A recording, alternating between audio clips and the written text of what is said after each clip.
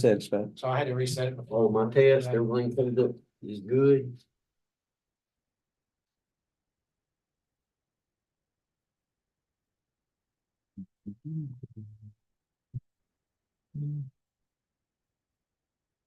Bill's out of the country, isn't he? Yes. All right, we are live. We are on the air. And it is 4:29 and I'll call the meeting to order.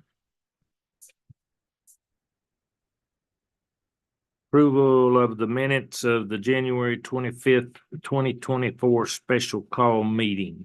Do I have a motion to approve? Motion to approve. Okay, Barry. Second. Second, you have a second, Steve, all right. Any changes, deletions, or additions? If none, all in favor say aye. Aye. All opposed, like sign. All right. Take a quick look at the financial statements.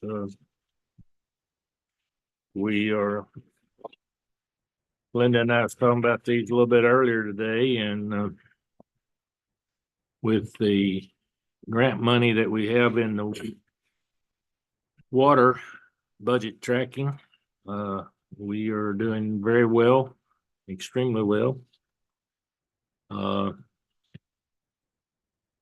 The revenue is showing 1,616,000, of which 535,000 of that is grant money that's been reimbursed back.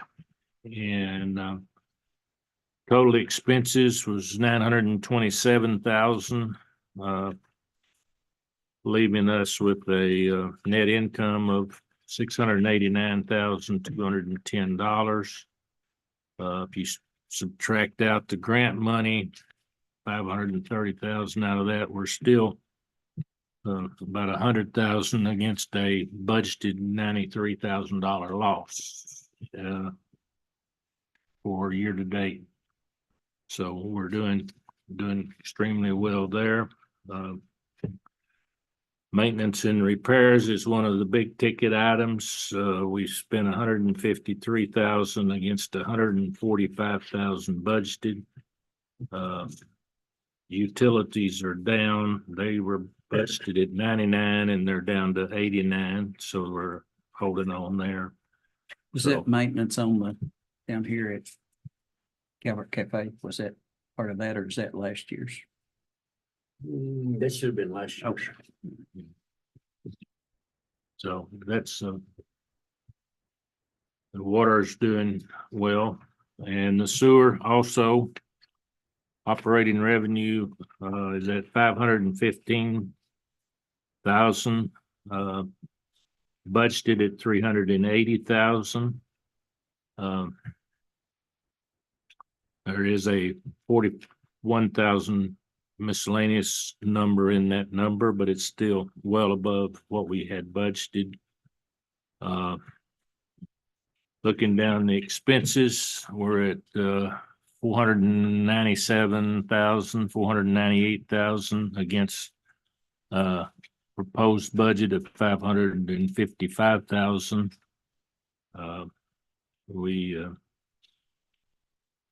Several large ticket items in there. Professional and technical services, we talked about that last meeting. That's part of that is where we're paying Rivercrest to assist us with projects and so forth. Day to day maintenance and repairs at 59 against 49. That's catching up with one of the big pumps that went out. Everything I think financially is holding. And then in the cash on hand category, we're at 1,394,000 against January of 23 at 793. So some of that is where things were spent in January of 23 that has now been refunded back through grants and and so forth, so we. So I think all the finances are looking good, and we continue to pay down the funding on what the city has set aside for us to utilize. And that's down to about $334,000. So any questions about? Yeah, increase 32,475 from last month. Was any of that grant money coming back in? Something? In January. Right. Well, from our last meeting, our total, as in the minutes, was 1,361,590. And we're at 1,394,065, right? So that was an increase. I from think it was just normal revenue and lower normal expenses. revenue. Okay, I don't think Good there was deal. any grant money in that number that would have changed in this month anyway. good deal. It's a good month. It's, Well, we averaged for the whole month of December and January, we averaged about 1.9 million gallon a day, every day. I mean, when it's cold, the plants turn everything on and let her go. Hmm.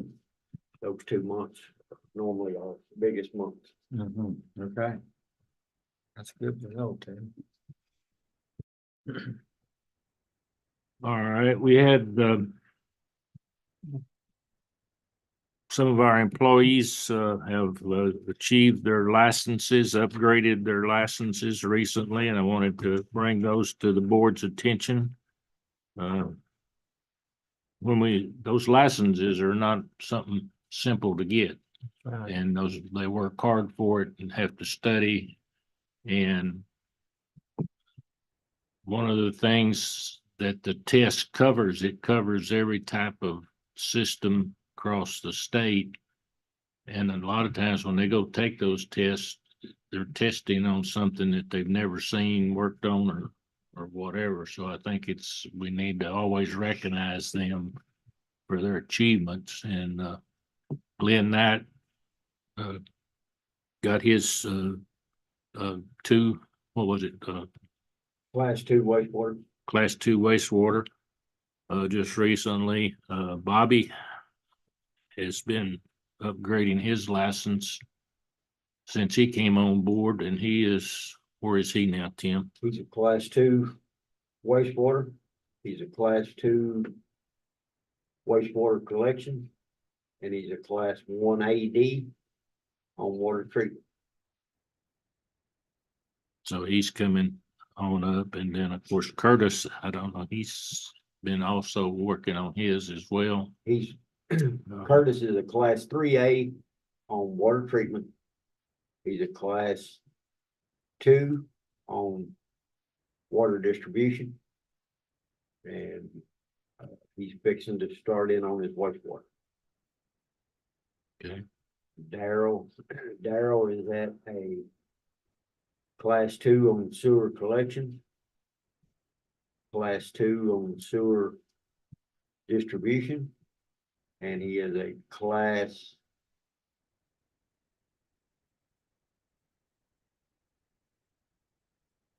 two on water distribution. I think Daryl has a class 1 on water treatment.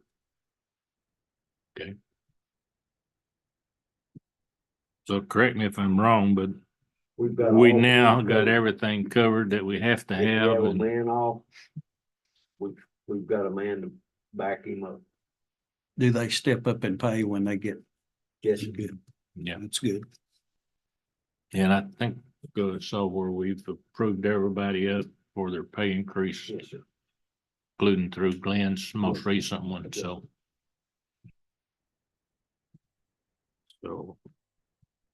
And Bobby and Glenn both are going, I think it's next month, to take the class 3 on water treatment.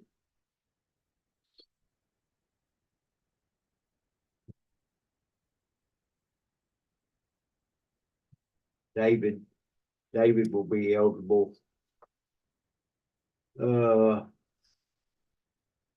2 months to go start his. David's the new guy that you got on board, right?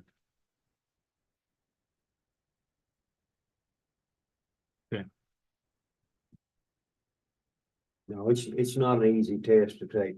I mean, we are a groundwater plant, but we pull water from the ground, but we are classified as a surface water plant because of our filters. Regulations, if you treat your water through gravity filters, you are a class A plant, which is surface water plant.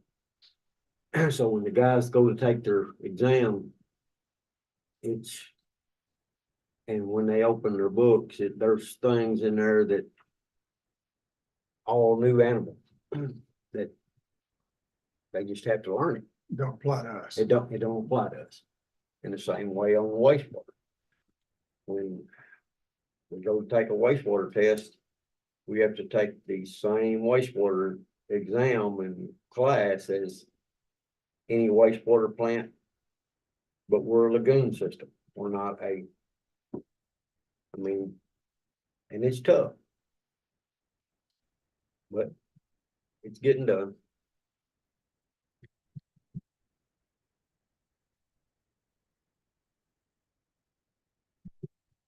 All right, any other thing on the guys and their achievements and it's required, okay? Item 5, status update on the Lone Valley Road water main and other projects. I think you told me that Chad was ready to look to have those drawings or about ready, or Yes, he surveyed, that's he was what. you doing told- he was doing all the survey. He was supposed to have it done, all the survey done this week. Okay. And as soon as the survey's done, then it can be let out for bid. Okay. And then on the we've already talked about the PV cloud, but have we gotten any more signups on that or any more? One new one today. Okay. They told me about one new one today that signed it. So that's going along. Did they ever set the date on the liner halos when they were gonna be down here to check that out yet? We had a date set and then something happened and they couldn't get here. And so we had to fill lagoons back up, and then we had all that rain and they got filled back up, whether we wanted them up or not. And we've just been slowly trying to take them down and get rid of the water. And we're just trying to play it by ear with what the weather does and with our sample dates.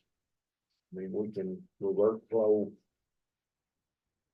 after Wednesdays and kind of move the process around.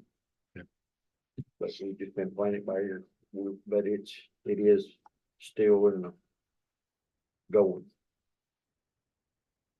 Okay, and then you had a meeting with the water tower people that take care of our water tower. Can you bring us up to date on that, Tim, please? I met with them just last week, I think it was, and the water tower is due this year for external paint and internal spot repairs and cleaning. And it will be down 6 to 8 weeks sometime this year. He's gonna send me a schedule and we're gonna look at it and see when we can best fit it in. And we first talked about, well, we'll drain it down and clean everything out on the inside, get everything done on the inside, and then bring it back in service and paint the exterior. I recommend not to. You won't get as good a job on your paint exterior on the outside when your tank is sweating real bad. I'd say when you take it down, leave it down. And you'll get a whole lot better paint job on your tank. It goes to sweating and your paint gets thin and you just don't get a good job on the paint.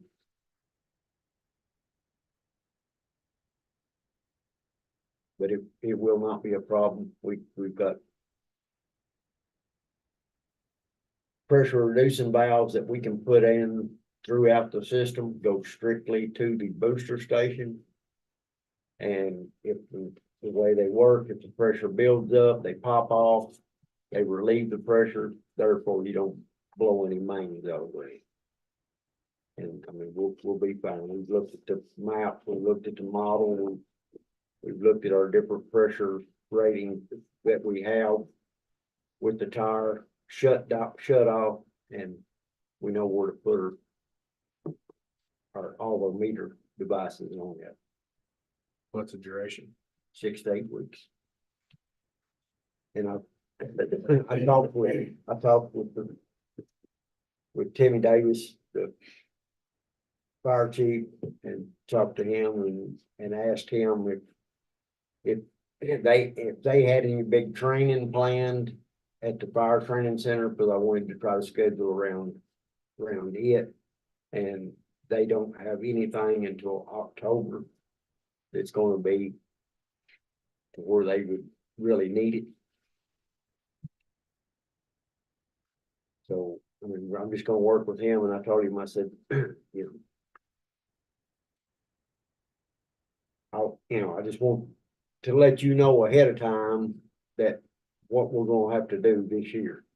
And I told him, I said, when it comes down to it, I said, I can work with you. If we have a fire, I can boost pressure up.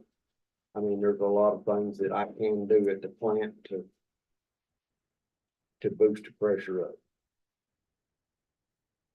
So you can't imagine a situation arising where we would need more water than we would have, No, even if there was a big industrial situation. if there is, I can open a valve between Paducah, or I can open a valve in between North Market.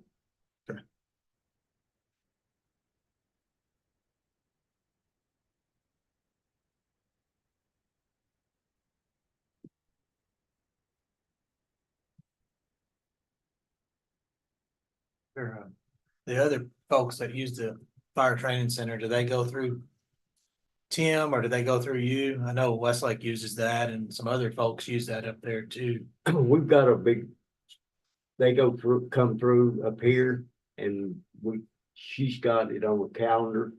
I mean, a lot of them's already got it rented for certain days for the whole entire year. They don't do, I know at least Westlake doesn't do too many live burns. Most of it's Classroom Yeah. stuff. but they And I mean, do we one or looked at- two. We looked at that schedule, and then I'll look at it again when I get a schedule, and if we have to move something around, that's what we'll try to do. Well, I think most organizations, you can give them a 2 months, say, hey, we're not gonna do burns, I'll be okay with that. Now October's part of the fire school, It is, that's the biggest thing.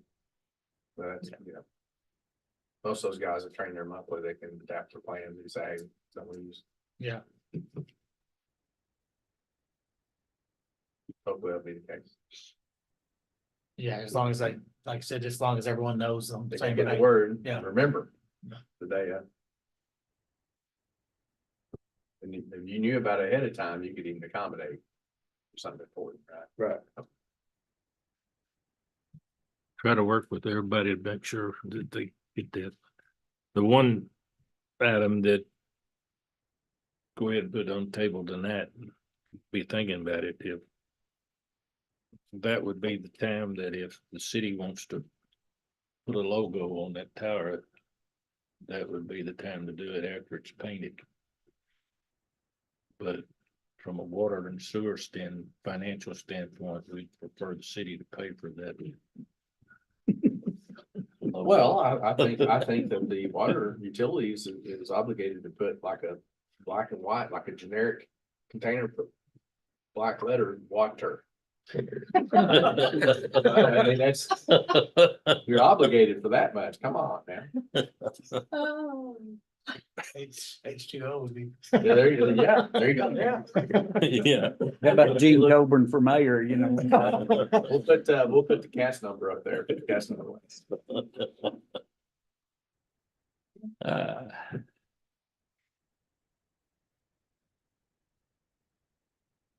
But that, if that's gonna, if you want, if the city wants to do that, that is the thing to do it, because it'll be a fresh paint coat pavement.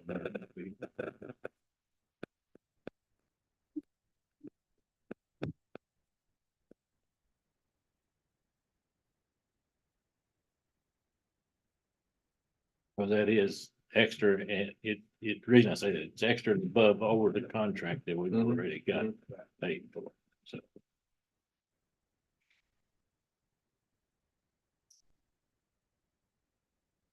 All right, any other comments on those items that we just went through? All right, on the sewer rehab phase 5. I know that Rivercrest has been working on that. That is the smoke testing of some additional sewer links within the city, also groundwater infiltration coming in from like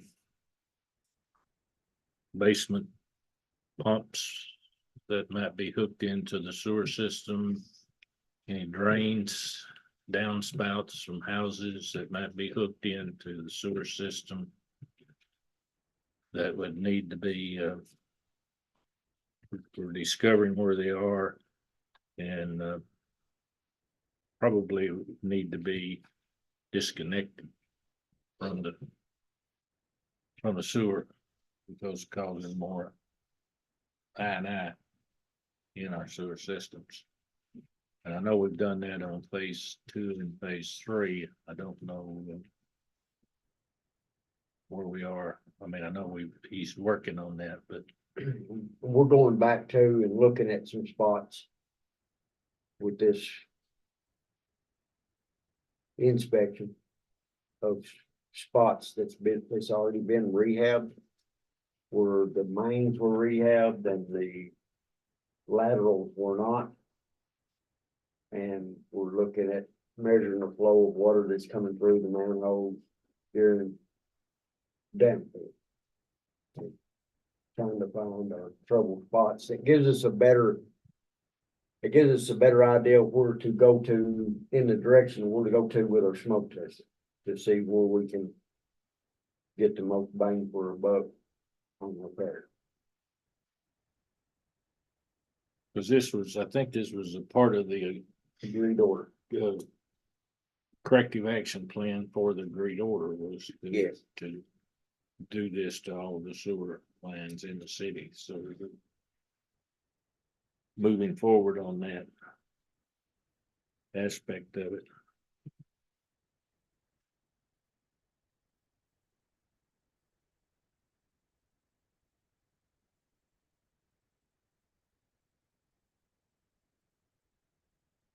All right, any other comments, questions on that? Have you found anything? Oh, we've been some spots. I mean, we're going always find spots, but we haven't found any real bad spots. We felt if anybody's house was smoke back there, there's something. Not yet. Hopefully their check valves will work and we won't do that. They ain't got one. But it is been a period of time and that was fairly common. Basement or crawl space sump, they just hook it onto a drain line.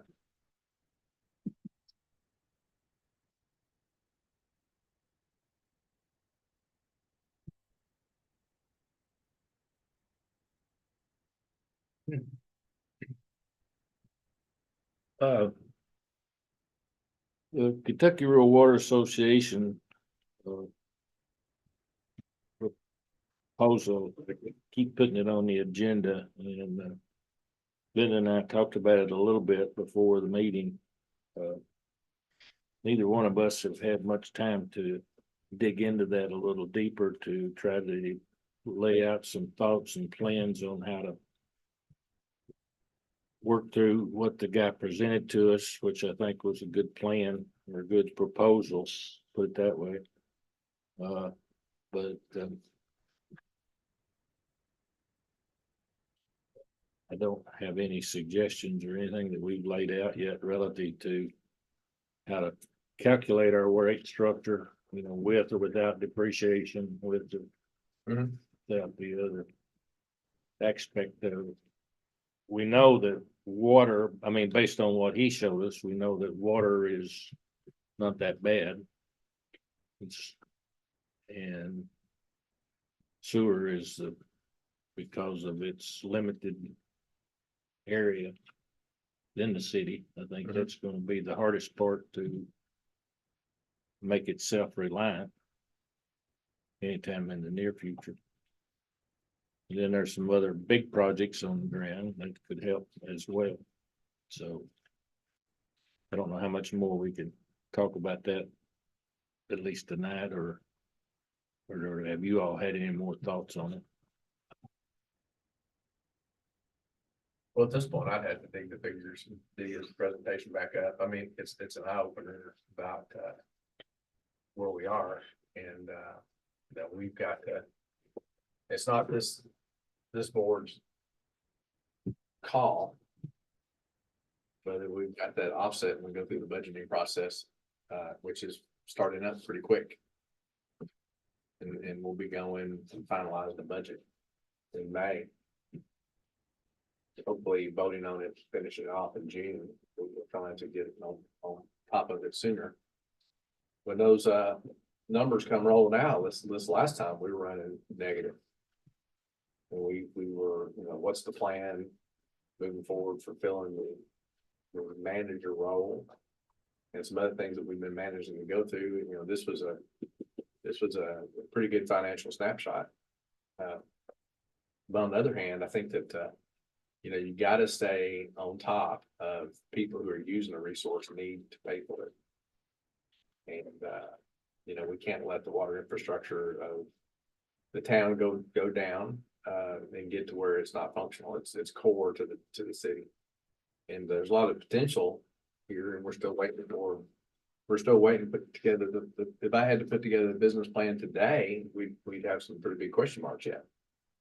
We've got some commitments, but we also got some things going on that will not come to fruition. It probably won't come to fruition in this fiscal budget.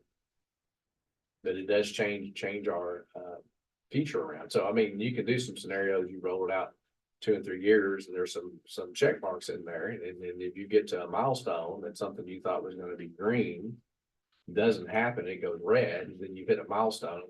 Here's something that's changed, and we might need to go in at that point and as a trigger point and say, hey, the financial outlook wasn't as rosy as we thought at this point, and maybe we need to regroup at that time.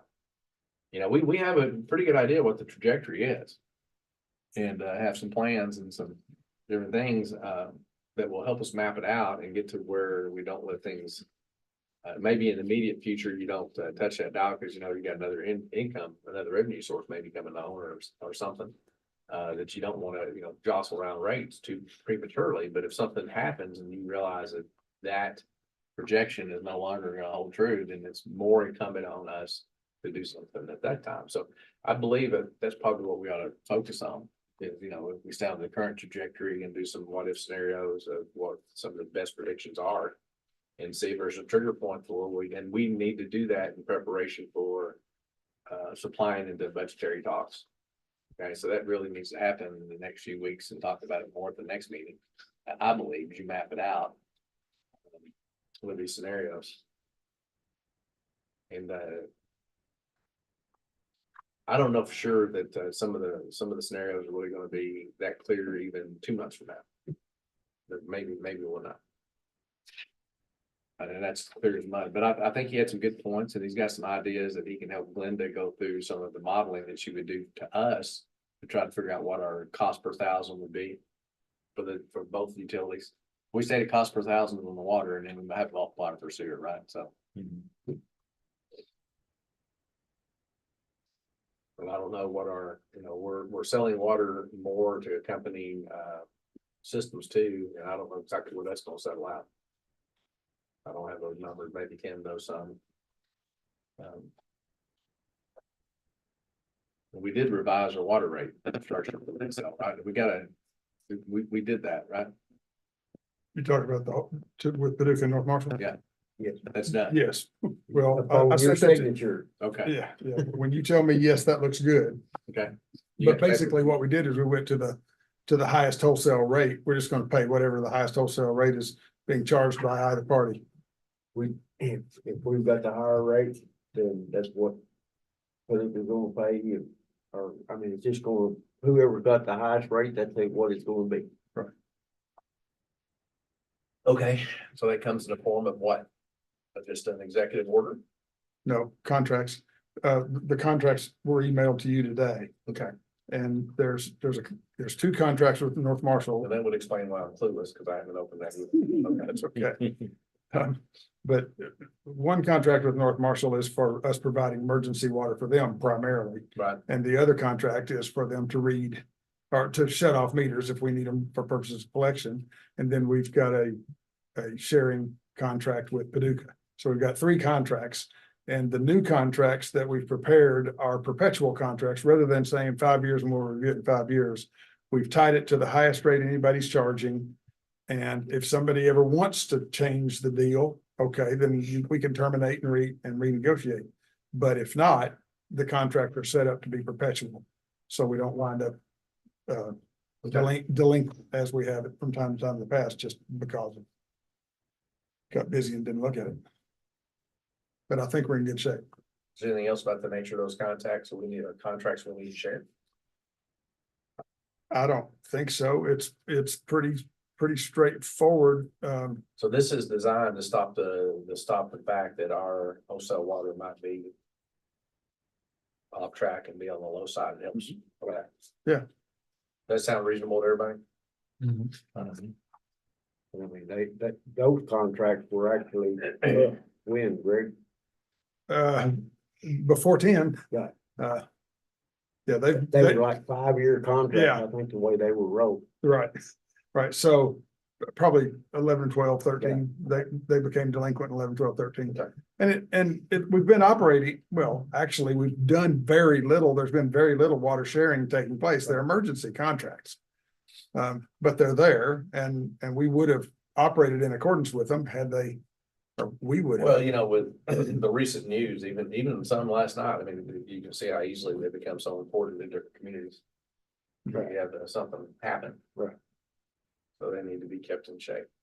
Yeah, Livingston County and Marion, Kentucky are doing something, sharing or whatnot, trying to help Marion have water.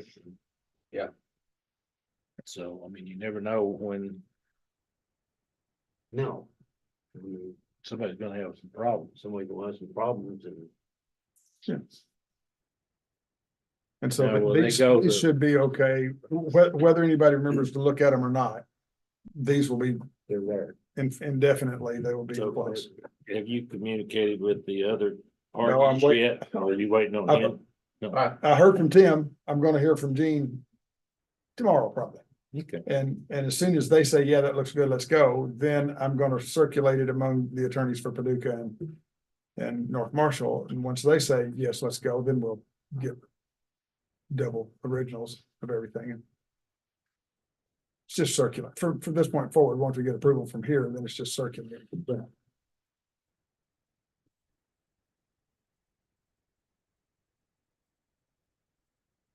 Well, one of the other things that the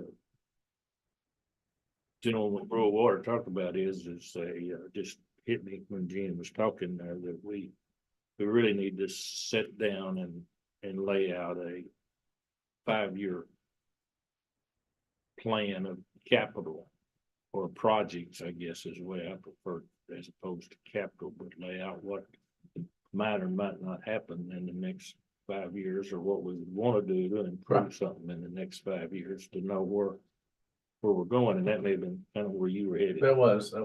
Yeah. So some of the things are some of the opportunities are some pretty substantial as we are aware are pretty substantial. If they come through, pretty substantial capital investments. And so that's why you're building a business plan. And of course, we still have the idea of a new water plant, relocation of the water plant or hardening of our existing. There's a lot of capital work and the need to keep the pad grant projects up to date. And we never know what the state budget's gonna be, and it need to be in a state of readiness. So when opportunities come, and sometimes they're somewhat unexpected, that we can make sure that we're ready. And for us, there are some decision points to be made on how that goes. We need to get it mapped out on paper. Just to, make sure got my ducks in a row, kind of, so to speak. We don't get any economic development money from this county, right? It depends, Okay. depends on the project. Or if they got an outside grant thing or. Yeah. That, okay. So the economic development in Marshall is, I'm gonna mess up here. Kentucky Lake Economic Development. They changed the name Mhm. and they've gone to a model from a county funded and a municipal funded model to a private funded model, but they still service all economic development requests. So they handle it more as a project by project thing. And when there's grants available, they'll make their stakeholders aware of them. So that can be a front door to grants. Mhm. It can be the front door to business opportunities where we are providing information about what the utility can do to potential opportunities. So we. So that flow of information between economic development to here. So the city, the mayor has a seat on the board, not the executive board. Okay. And I may have misspoken right there. So we stay plugged in to that. And so they're picking up some speed and there's some pretty impressive projects. That Elizabeth Mudd is their director that's hired to be the full-time director. She's a pretty impressive person. I don't know if anybody has had a chance to see her make a presentation. She's been in front of council to meet the council before and is open to being asked and invited to come up. And actually, I think she wanted to come up this time. We had other business on the docket. They fund a lot of that through the payroll tax, right? County. On economic development. No, not so much. No. So where does the employee payroll tax go? Calvert City levies a tax that comes in, our portion comes into the city budget. For every dollar we get, the county gets $2. Okay. What's our percentage? It's a 0.5%. Ours is 0.5%, and it just goes in the general fund to cover The expenses. school board gets 0.5%, So and the county gets a 1%. 1%, yeah. And then you got all the other entities depending on where you might live. You gotta work in Calvert. You gotta live in Calvert. Not Calvert, Marshall, Yeah. work in Marshall County tax, live in Marshall County tax. And that's, I'm sure, I think the payroll's different. I think the payroll tax, wherever you earn your check, you have to pay a payroll tax. Is that right? And then you get a county tax, but you gotta make your money in the county to pay that, but they deduct that other tax out of your payroll. It varies from location to location. You get a tax credit. So if you pay, depends on where you're at, if you pay a local tax, then depending on the other local tax you owe, you may or may not get a credit for taxes that you pay elsewhere. And it varies on where the actual person lives. Greg's looking at me funny. Did I say something incorrect? Well, no, because you started saying it's depends and it's complicated. But we do not get a credit against our county tax because of what we pay, because of our city payroll tax. No, that's right. And so we're gonna pay 0.5% to the city and 1.5% to the county. And that's gonna be based on, yes, it is earned in the county. And or the city. depending. So the economic development people do get some money out of the operating budgets of the city and of the county. Okay, and they try to earn money through grants and community support through buy subscriptions for board seats. So they've moved more to trying to do a foundation type economic plan for that function. It- So You know, if you TVA, had an TVA Tiger- earmark on that for, you talk about this water plant, you know, and it said here, just to be honest, you know, I can't begin to fathom a 14, 16, 18 million dollar water plant and expect 2,500 people to pay for it. I just can't see that even feasible. But if we work in partnership with economic development and we earmark money over time, and then we got a pretty good interest income on $1.4 million. And that could be earmarked for some of that.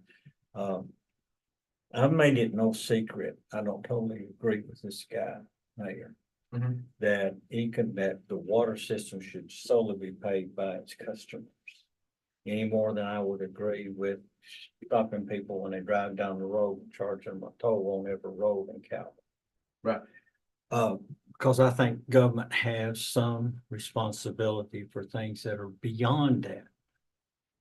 And I think that economic development for our water and some of these projects that we're talking about is absolutely economic development. To keep the jobs and the payroll that these people pay as a part of having that job is also an option to try to find some ways to help bear that cost. And then I'm real concerned we don't get a 3 train. Right. That we're wind up with some more agreed things we have to be held responsible for, so. I think one thing in his presentation that really struck home with me Mhm.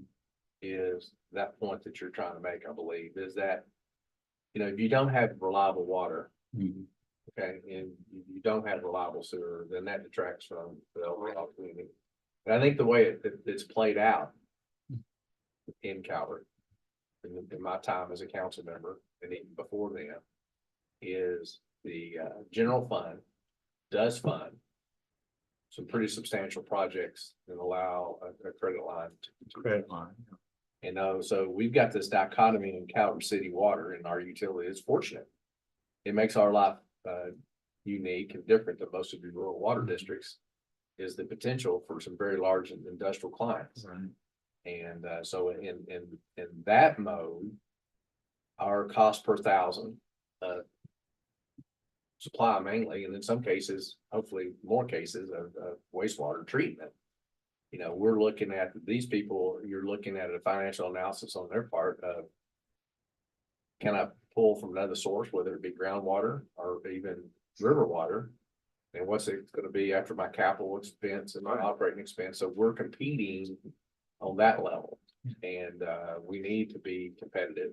And you know, and I'll be frank, and I think we all understand this. When you're a business person running a plant, then you look at a vendor, you gotta make sure that you have confidence in the vendor to deliver on the contract. And if they fail you, then that's gonna really impact so when you're looking at a personal investment, but you have confidence you can run versus whether you can buy a reliable utility. And he brought that up too. Mhm. I have to go back to my notes, but he's been around the block or two, and there's no cut and pasted answer. And I think that some of the presentation he made to this board was pretty elementary. And, you know, basically, you know, philosophical type stuff. That's fine. I hear your consulting. And we really appreciate it. We're gonna take it under advisement. You know, we'll probably actually call when there's questions come up, but that recommendation is purely up to the board. And that decision, of course, would have to be by Yeah. council. Right. And traditionally, Calvert City Council has done the necessary steps to make sure that you do provide reliable water and sewer to the citizens. And not just the citizens and customers who aren't citizens, you know, the reliability of the water system. And some of our bigger projects lately, we're tapping grant money that's going out in the county and helping that. And we certainly want more of that. Mhm. You know, and one of the things that has come up repetitively and problematically is people who take a look at Calvert and they fret about our water quality. And it's like, it's almost, it's hard to stay focused on that because you got a lot of emotion playing into that. We have a well field. And we comply with all the water standards. We publish an annual water quality report, and we're in good standing, in good stead, and test for a lot of things that people are worried about. And we test for them in depth, and you know, our studies there. And if anybody has any questions, of course, they can contact us. So, you know, but pulling up that the well water, it does lead us coming out of limestone aquifers. And it's a problem shared throughout a lot of different locations in the state. That's a hard water problem. So if hardness is something that creates a personal problem, then there are softeners available in the market.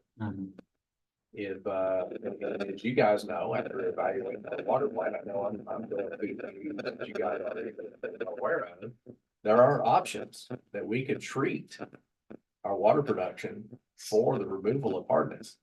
And that does not come free at all. And there's a big price for that. And it creates an environmental problem. So not only have you got to pay the capital to be able to do that, you also have to deal with the stuff you took out. Under the best of conditions, you can find somebody who wants it and will buy it. And you're still going to be selling that at a margin and having arranged transportation, which takes labor and transportation dollars, running another tentacle of the business to sell that to someone that can be useful. More likely, you're going to have to do something to dispose of it in some other fashion, which is less than environmentally friendly. And so when you do the economic analysis of that, it's, you know, you add that cost onto everybody in the community, or people who can afford that and may say, hey, I want that soft water in my house. I would pay that. We're making to this, your sensitivities, you're making that decision for every customer. And it adds, and we had some numbers, and I apologize, I won't recall them right off. It was, do you remember, Tim, what it was per thousand to add on? It's pretty substantial. Yeah, it's about 700,000 a year just in operations. Yeah. And that's not getting rid of stuff, you know, so. So as a body here, say, hey, I love that, I want to do that. And then there's other things when you go from a top system where you actually have soft water and what that does to your infrastructure. You got to make some adjustments to your infrastructure on top of just the plant stuff. And I think it's pretty clear, and then when we've gone through those options, I think it's pretty clear that decision to recommend softening every gallon you produce here is pretty daunting.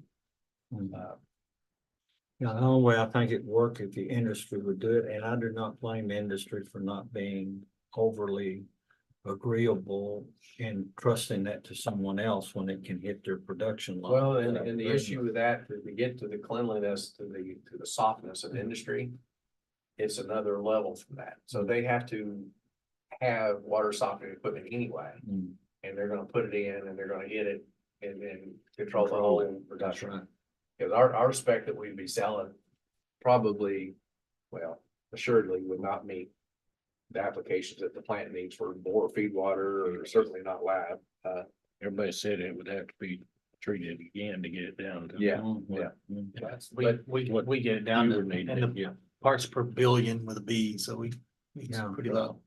I guess I'm just saying that, you know, with the economic development county, economic development, Howard, these things sooner rather than later, maybe some thought be given to, well, we're gonna earmark some of this for down the road, or, you know, we have the same problem 5 years from now, or 6 years. We got a pretty good chunk of money, but, you know, we could expend that in a hurry. Yeah. But yeah, this, You you know, And I'm facing some projects at the plant in the last few years, inflation for my world in manufacturing has been pretty unbelievable. Mhm. And so our design for the new water treatment plant's been in the can for a while. And so we really drug it out and got serious about it, applied the, you know, Chad could help us. We could find the proper inflation numbers to put on that. People keep those metrics, and it just off the bat, it's, you know, it's on the order of 13% annual for the last 2 or 3 years in the CPI chemical processed industries. And that's pretty substantial. And I think that this plant would line up very well with that. You do similar things, right? So you have, you know, carbon steel piping, concrete, industrial type environment. I would expect that the numbers would line up pretty heavy for that. So if we, you know, that thing, like I said, I don't, do you remember the year of the study right on? I have it on my laptop. but I don't have- About 3 years. How long, do you have any idea how long Rudder's been on? 3? I was thinking 3, which means it's probably 6, but, Yeah, but. I don't. It's probably 3, because I've been on over 2 years. But if you- And Silas had just started when, Right. hadn't been on long when I started. We started it with Roger, I think, to study itself. But, you know, in a perfect world, you know, Calvert City is an important part of this county. And there's lots of reason for other people to be very supportive of us, making sure that we are able to continue to keep our industry safe. So when the water grants come and when there's funds made available.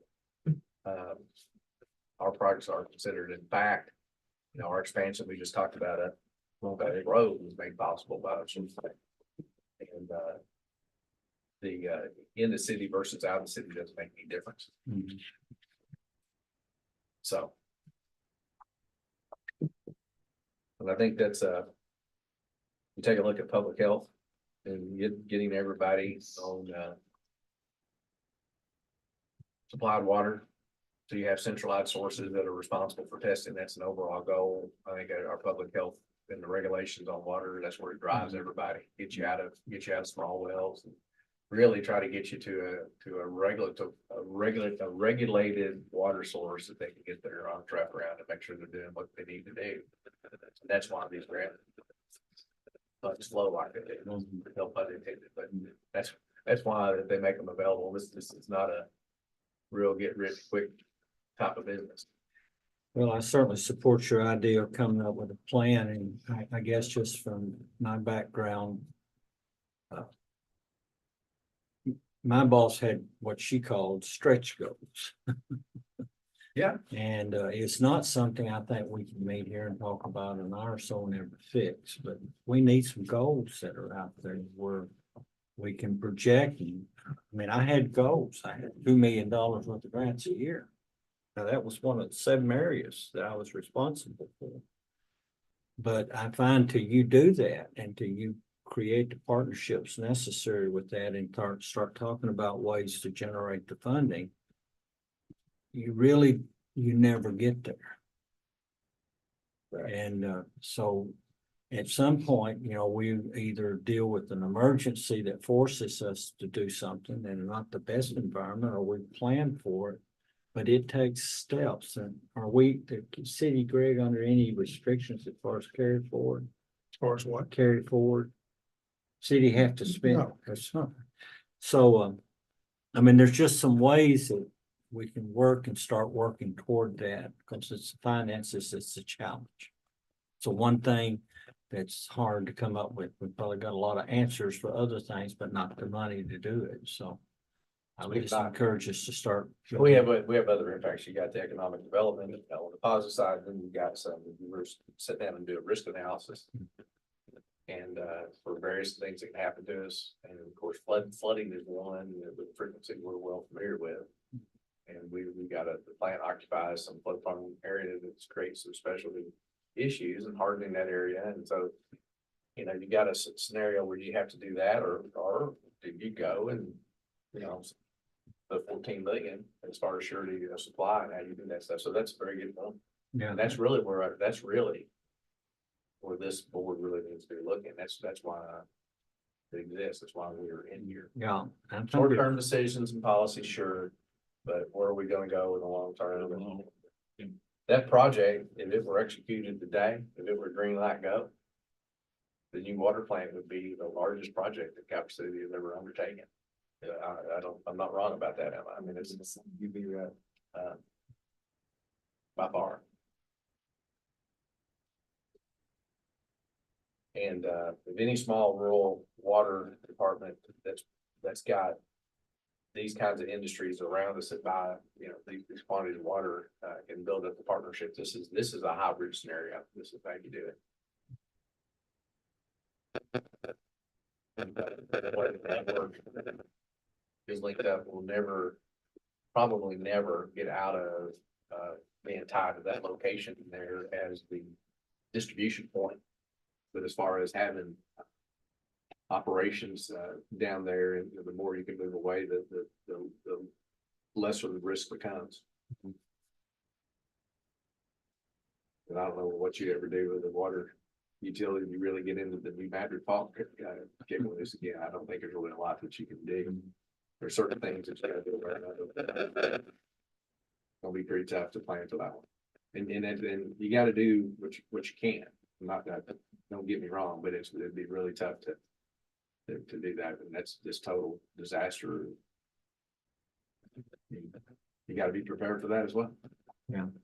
Well, I think, our elected officials, even on a federal level, sometimes make good allies. To kind of get into those discussions with them. I think we've done pretty well with that. As far as I'm concerned, was really not the best use of taxpayer money, but they were good at selling the idea, and, the several $1 million came down that pipeline. So I think we just think about a full structure of how we can get from A to Z and all the integral parts of the moving parts of that. It would benefit us long term. So the pad office is a good resource, but you'll never build a plant through the pad office. Right. Too many hands on in that time. So we might want to go to a standalone approach with that. Okay. There may be some regulation changes coming up before long. Hopefully everything gets passed through the House and everything. If what they're trying to get passed, one of the bills they're trying to get passed is giving the water system the choice to feed fluoride or not feed it. And I've never gave it much thought because I've always had to feed it. I've been doing some talking to some different ones, and there's some pros and cons both ways. So, I mean, just keep that in the back of your mind, and if you wanna look on it, look it up and see what y'all think about it. I mean, I don't know what my concern is to the system. My concern, I'm not saying the citizens is not my concern. They are, but you're getting fluoride in so many different forms Right. now where you weren't when it was first put into regulations. What's it gonna do to the system? The distribution system has had this chemical in it since the beginning of time. When you pull this chemical away from your distribution system, what's gonna happen to your distribution system? Is things gonna start flaking off in the pipes? Is it gonna bring more testing? Would you be better to just leave it like it is? So so there's something in front of the Kentucky. Right now, right now, state regulation, we do inject fluoride. Right. And so they're gonna put it back down to local choice. Right. So we could consider it in something different. Right. So if that passes, then I can assume that Kentucky Rural Water and different people will be providing or making resources known so boards can make decisions. I Right? hope they do. Okay. Yes. If they take that away and say we don't have to put it on there. I mean, it's an extra expense, but just like I said, I don't know what it's gonna do to the system. I'd wanna look at it and see maybe somewhere across in other states that it's happened and different systems has took it off. Has it caused them any problems in their system? I mean, I'm sure rural water could help us in this to point us in the right direction on where to look at, and because I don't know. It was just when they first brought it out, I was for it 100%, and I got thinking about, well, you know, is this gonna mean something else down the road? Right. Would you be better off to stay where you're at? Well, we'll see if it passes and then Yeah. You might have figured it. have to start getting studied up on it. Right. Tim and I have been working on the Love situation for the past month. And Monday night, we're gonna address it, and I wanted to run it particularly by you, Gene, just to make sure that what we intend to do is all right, and it's good for you guys to hear this also, because what we've encountered with Loves affects really any commercial development over the wellhead protection area. And it might also affect any filling station, truck stop filling station kind of place. Right. Back in the first decade of the 2000s, Love's developed, and as part of their development, they had 3 issues that we've been dealing with. One is the RV dump station that they have. Another one is their grease trap, examining and cleaning and so forth. Another one is their stormwater runoff of their, around their pump station, off their concrete. That they've got a basin that catches stormwater runoff, and then they have a water oil separator for purposes of trying to keep petroleum out of our system, because we're not set up to take petroleum. So those are the three big items. Well, they had proposed a certain procedure that they were going to follow for basically keeping logs with regard to all 3 of those things, which in my discussions with Tim tells me if Tim had a steady stream of those logs on a monthly basis, then he would know either if he got a charge of some prohibited substance, he would be able to trace it back to where it came from. And he might also have a heads up that one might be coming. Right. And so Monday night, Loves is presenting, or has already presented months ago, actually, a limited expansion. They're doing a little expansion on their site out there. And in order to do so, they have to get a zoning compliance certificate, just a regular zoning permission to do it. Monday night is supposed to be their last go round for getting that done. After discussions with Tim and looking at everything that has and has not been done, because frankly, these logs that are supposed to have been kept for the last 20 years haven't been kept. And for various and sundry reasons that don't really matter. But what we're going to request is that as a part of their zoning compliance certificate, that requirement, they have a requirement that their RV station have a fairly detailed log for every dump that takes place in their RV dump station, that their grease trap cleaning and schedule be logged pretty detailed.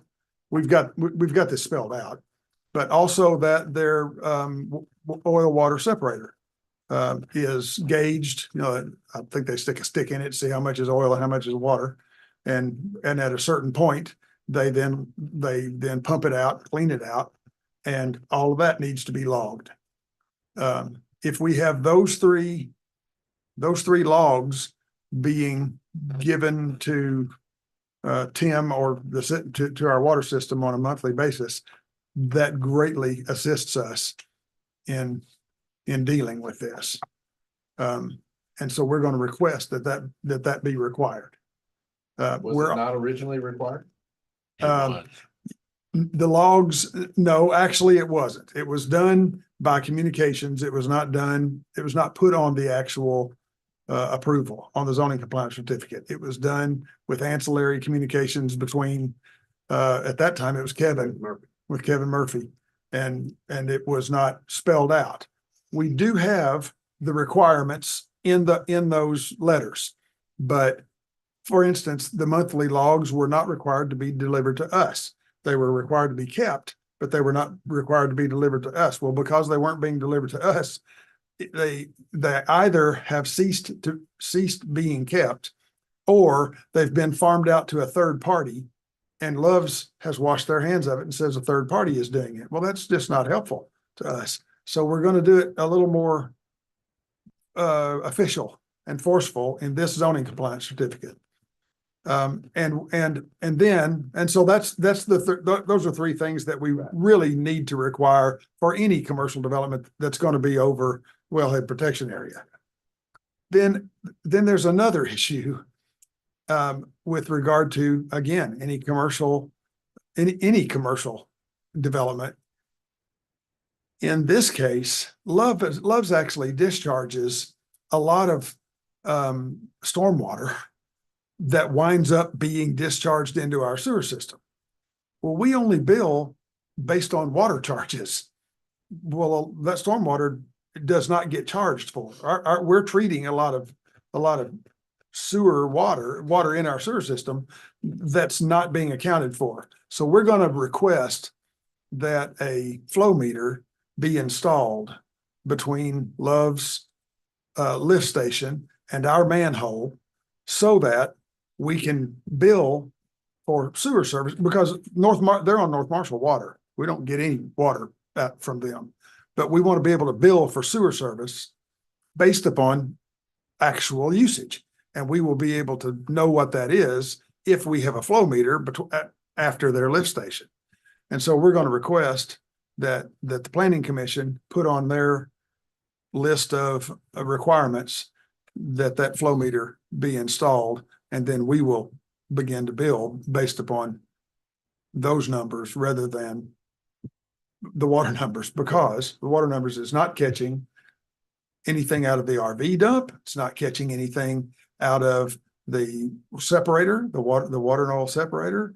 We're just not getting paid for that. And frankly, I don't know, that may constitute half of their their sewer discharge. We just don't know. But that's the intention for Monday night at the planning and zoning meeting, because that gives us leverage. Because if they don't comply with their zoning compliance certificate, then they don't have permission to operate. So they just have to stop operating. Well, that's leverage to get compliance. Mr. Mayor, does that sound okay to you? Is that anything about that fall outside of your?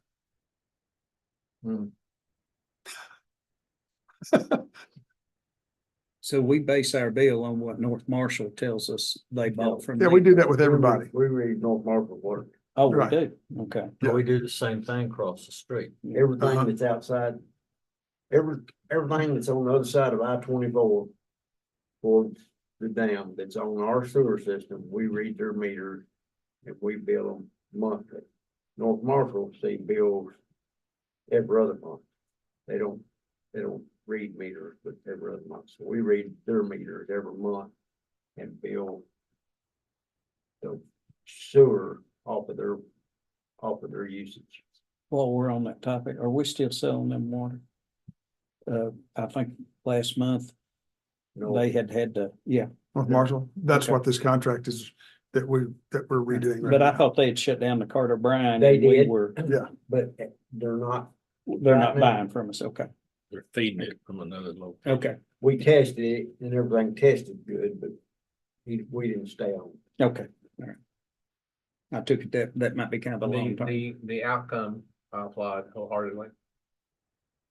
The idea that these logs have been passed on to a third party and they've washed their hands of it and characterizing that as not helpful, that's probably wouldn't use that terminology for it, because I don't think that Love's operates in enough localities. They know as a corporation that doesn't happen. You don't get to give away that responsibility to the agreement. If we can go after it with zoning issues, that's fine. But I guess while I'm over here wrinkling up my brow is that additional to being a sewer customer, I would hope that these would be a contractual requirements of being a sewer customer. And I'm wrinkling my brow, figuring out that the zoning issue kind of seems to be backing into that instead of taking it head on. Well, it is backing into it, but it's kind of what's built into our wellhead protection area plan. you gotta have a plan for how you're going to impose Okay. controls over your wellhead protection area. Well, zoning is a big tool in controlling what goes in Okay, over your, you've redirected my thinking, because I'm thinking I've heard this story. And heard some of the conversations and had I think probably some input. Into the sewer customer part, and that's where my brain is, and, okay, so on the wellhead protection requirements, then it does make more sense from a zoning standpoint.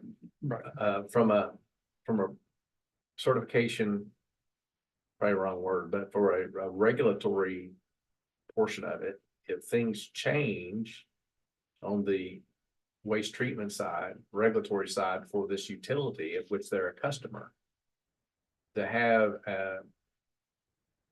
something linked to a prior activity that happened several years before, then you have a regulation change down here, that is cause to think that the requirements be generated because they're a wastewater customer, not because we put it on top of something on top of the zone. So the wellhead protection, okay, there, I get it. The wellhead protection factor being tied to zoning, I get that wholeheartedly. But the requirements that the utility needs to have our customers comply with, seems like it'd be better cared for, taken care of, and kept evergreen if it's a requirement of being a sewer customer. it sort of is. We have POTW regulations. So it's dealt with, we have customers like me, where we simply have a provision in our POTW regulations that say you cannot discharge if you are unless you have an industrial discharge permit, you cannot discharge this, and this, one of which is petroleum. Well, when we recently tested Love's, there was a minuscule, unimportant, nevertheless there, petroleum element in that test. So theoretically and technically, Love's is in violation of our ordinance because they discharged and probably oil dripping off of cars being washed through the storm across the pavement into that separator. And it just, when they cleaned the separator, there's enough residue left on the sides of that tank that it was traces, tiny traces of petroleum in that discharge, and it showed up in our tests. So we have POTW regulations that say you will not discharge anything exceeding these limits into our system unless you have a POTW permit. Well, we only have three POTW customers, and they all discharge batch. And so we don't want truck stops to get a POTW permit. We don't want them discharging that. They're not built for it. We're not built for it. That's a bad situation. So what we have to do is just simply do what we're doing. Make sure that folks who are in a position that they might possibly discharge in the form of stormwater, mostly things or grease traps, things that are otherwise prohibited, that Gene Colbert's house is not allowed to discharge. Then we're gonna have to test periodically. We're gonna have to test to make sure that it's not happening. And if it's in a wellhead protection area, that does give us a lever that we don't ordinarily have for 5-star down here on the corner. How are we across the street from them?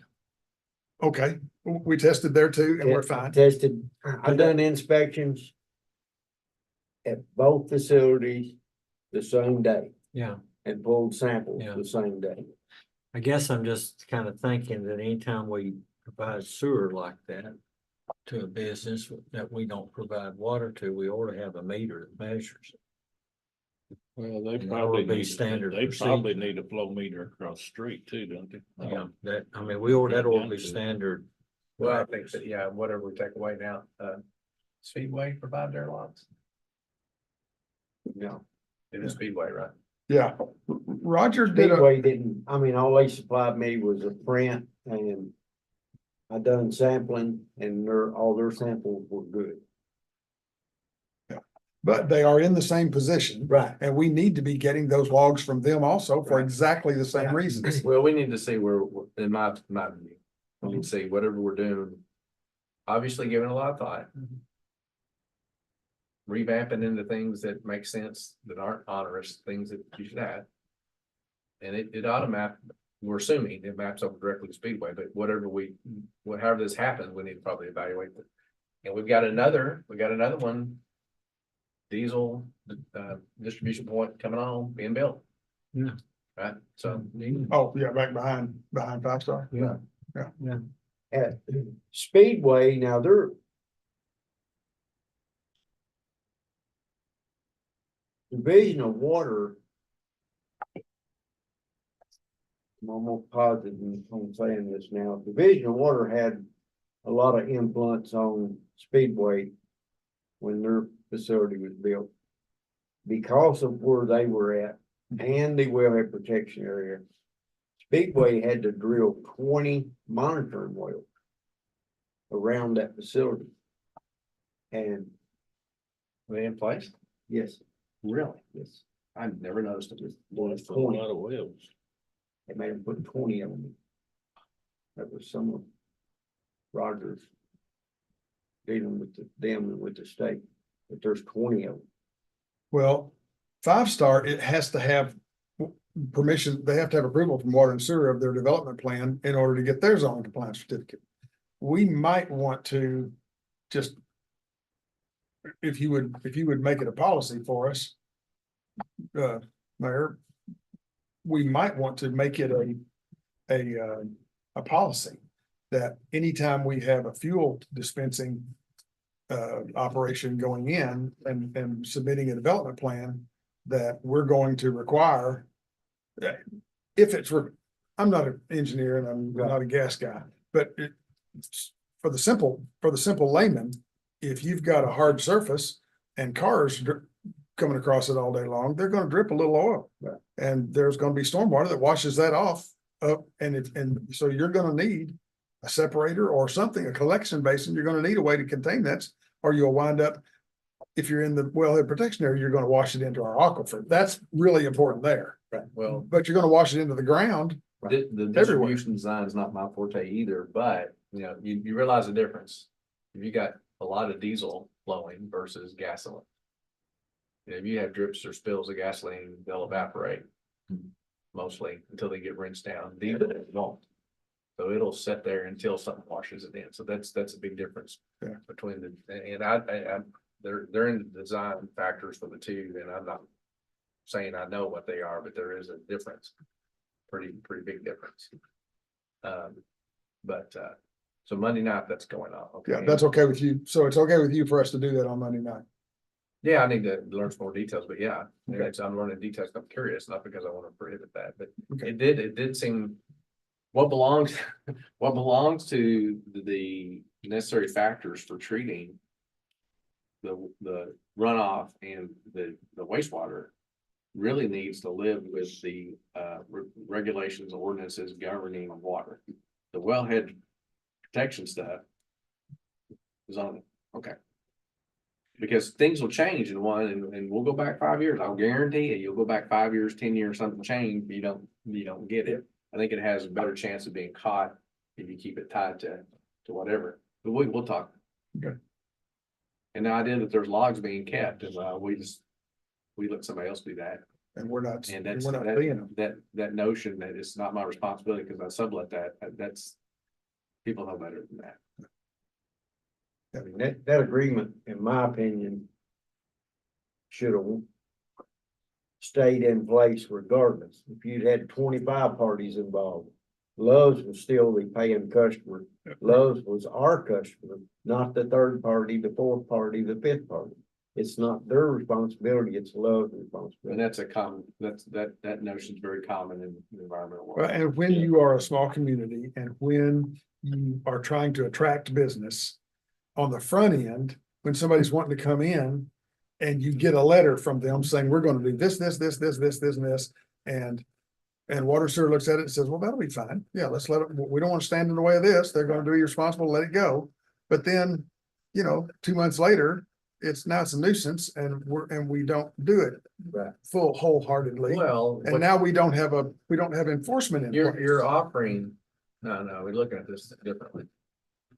Instead of somebody saying, hey, you got a bunch of regulation that seems onerous to me. And you need to make sure that you understand that you come here and comply with these regulations, you're gonna have a great environmental performance. It's one-stop shop and get you in compliance. You don't have to worry about being out someplace that doesn't do this. And then you're gonna be bit down the road. This is what's required. And there's nothing more than what's required for compliance. Now, the fact that you're building something out in the wellhead protection area may be something. But, Well, Calvert City has not had truck stops until those two came in. I mean, not really. We had Razor Roost and, Yeah, and well, the that's same right, stuff. that's right. We did. It was a truck stop there. Yeah, Yeah. Razor Roost was for Yeah. years. I'm really surprised Speedway, didn't balk a little bit at, hey, we could be tapping into somebody else's problem from years ago. Right. Yeah. well, they looked that over. Yeah, I'm You know, sure they they did. Could we not, some way Ed, who works on the pre-treatment stuff, could we not have something in there where he That's a good makes sure that Loves gives you the reports and everything? Yeah. Even though it's not a full POTW, but use that resource is what you're Right. saying. Right, yeah. Okay. uh-huh. Use the oversight resource you use for POTW to keep however this landed. That's a good idea. That way he could at least inspect it every month or whatnot Right, and I say, mean, he look paperwork anyway. yeah. And then that, You get what you inspect, not what you expect.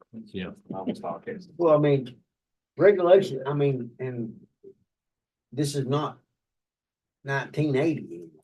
And I mean, regulations change every day. And if you don't stay up on them, then it can come back and bite you. And the mayor's got a good point. We need to think, do we need to somehow adjust our application process for service to create categories that need a little extra regulation, a little extra attention, because we're not growing by leaps and bounds, but we're growing a little bit Right. and we're having new things.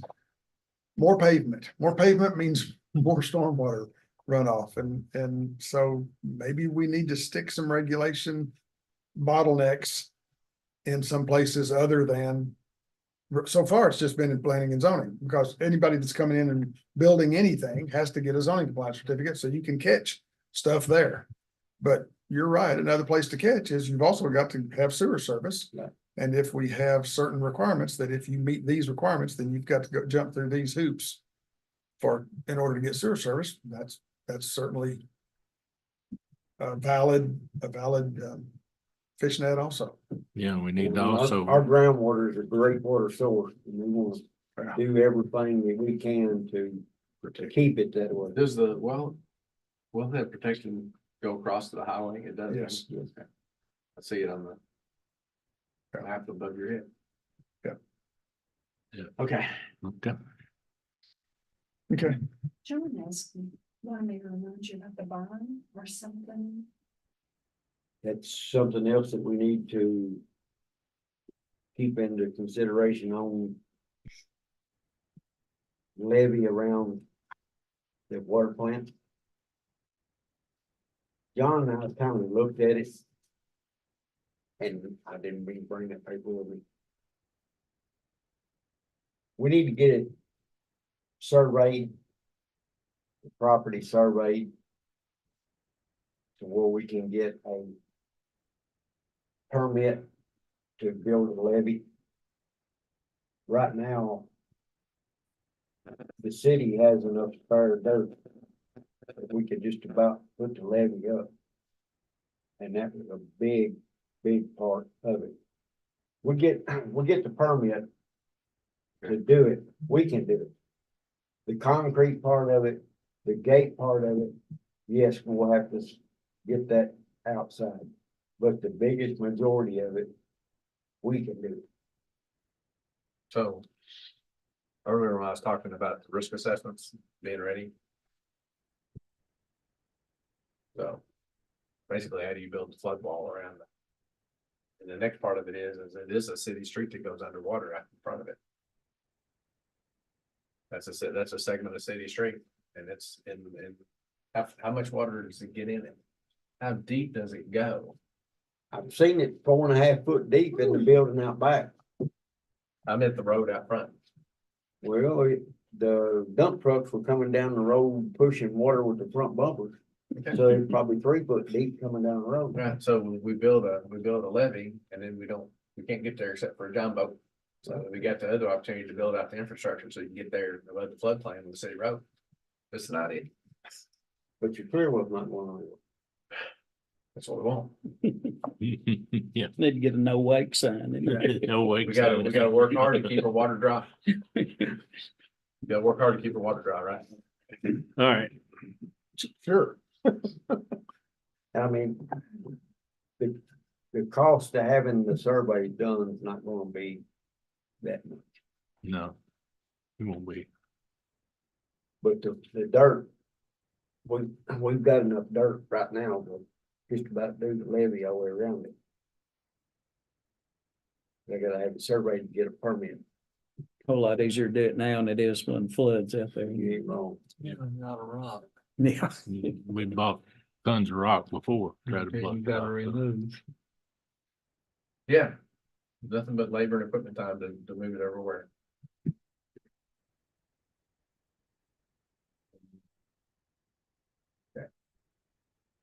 Rock just went up, It wouldn't surprise me. $18 a ton delivered right now. Little over $18 a ton, isn't that what me and Brad was looking at? I don't know, he was in there calculating that with Carrie. Went like Evans. Yeah. from rock to Still delivery. in his went like budget. 14 to a little over $18 a ton. Wouldn't surprise me. Okay. So do we need a motion second to survey that? Is that what you need, or do we need to? If I could get one. You don't have to do that. Gene can tell them to do it. Well, I mean, we could adopt. If you want to, if you want to recommend it, if you want to recommend it, you can do that. And to survey it, really.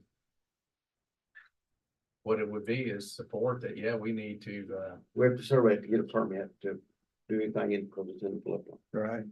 Right. basically, it's a support to put a levee around the thing. Right. And we support putting a levee around it. I think it's a dumb idea. Absolutely. Protect your water. So Yeah. that's an update on the project, really. Yeah. I mean, everybody's aware of that, right? Is this, I don't know what John said, what we're trying to do exactly. Have we got a design developed at all? Survey's the first part of it. Surveys for. Okay, so we're gonna develop it, probably not spend a lot of engineering money on it. It's really gonna be elevation centered. Right. And then kind of layout, and so the earthen part would be here. And the concrete abutment would be there, and then this is what we're gonna do, fill in the Right. gaps at trouble time, right? Okay. Yeah. So we'll develop a scheme. I'm not big, I don't know, but, and look at what it is, and see what y'all think about it. Sure. Make that somebody make that recommendation. Make a recommendation that we do that, the motion. Steve, make a motion. Second. Barry, second. All in favor, say aye. Aye. I mean, I think it's, Make it official. it's imperative that we do that. Yeah. You know, we've got this whole process, looking at the water plant, seeing the process of that thing. Deciding and the other potentials, and we just, you know, we know we can keep a clear well dry, but we know operations would be impossible, so we've got to, unless we want one of those, in the dark of the night, hauling rock from every stinking where again. You're still gonna have buildings down there if you build a new water plant out of the floodplain, so Right. still gonna be operations Yeah, down. well, that's a very good point. Distribution is gonna go through that spot, no matter what the decision on the next phase would be. Right. Okay. I ain't even got a tour of the new computer system yet.